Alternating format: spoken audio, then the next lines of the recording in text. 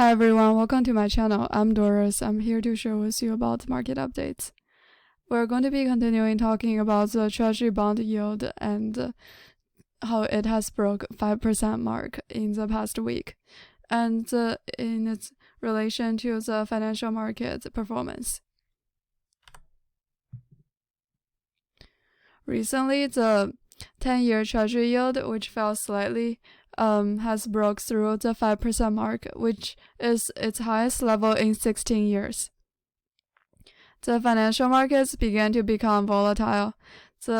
As of this week's close, the 3 U.S. major stocks indexes closed down on Friday, and the Dow down 1.61% for the week, the S&P 500 down 2.39%, and the Nasdaq Composite down 3.16%.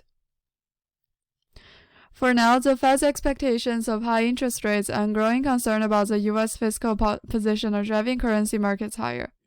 Since 2022, the Fed has sharply raised its benchmark interest rates to curb historically high inflation and push up bond yields.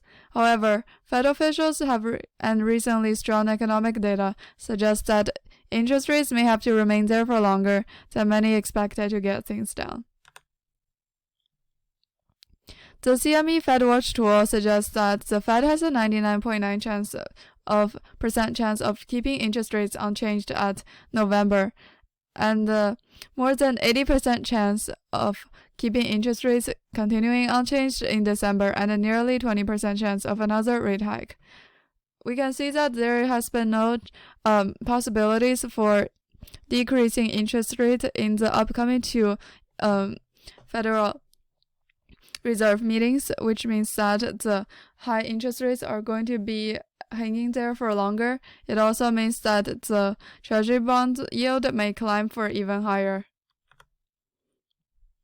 On Friday, Cleveland Fed President Mester also said the Fed is likely to raise interest rates again this year.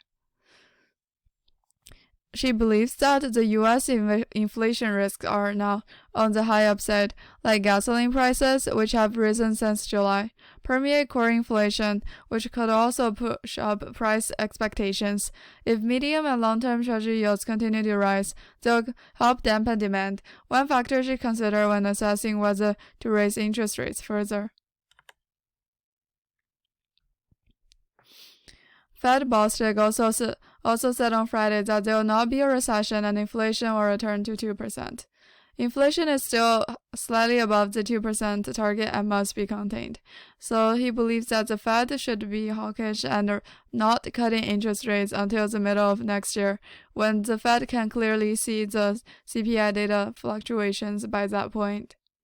While high inflation rates have a direct impact on short-term yields, the recent surge in the long-term bond suggests that the market has embraced the idea that interest rates will remain higher for longer.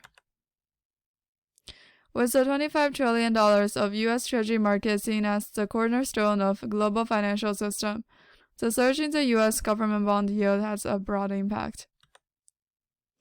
And let's talk about the U.S. stock market performance today.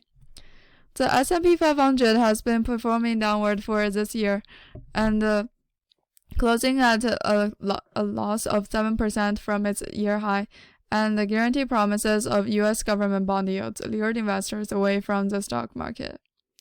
Mortgage rates, meanwhile, are at their highest in more than 2 decades, weighing on property prices. In addition, rising Treasury yields will raise the cost of credit for businesses and individuals, thereby tightening financial conditions and curbing investor interest rate in stocks and other risk assets.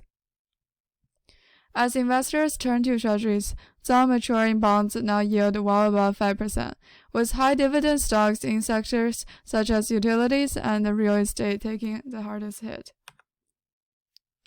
The dollar has risen on average about 6.4% against the G10 since Treasury yields accelerated in mid-July. The dollar index is now at an 11-month high.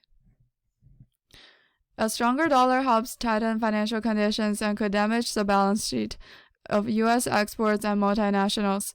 Globally, this complicates the effort of other central banks to curb inflation by holding down their currencies. This is all I have for today. Thank you for listening. Don't forget to subscribe and see you next episode.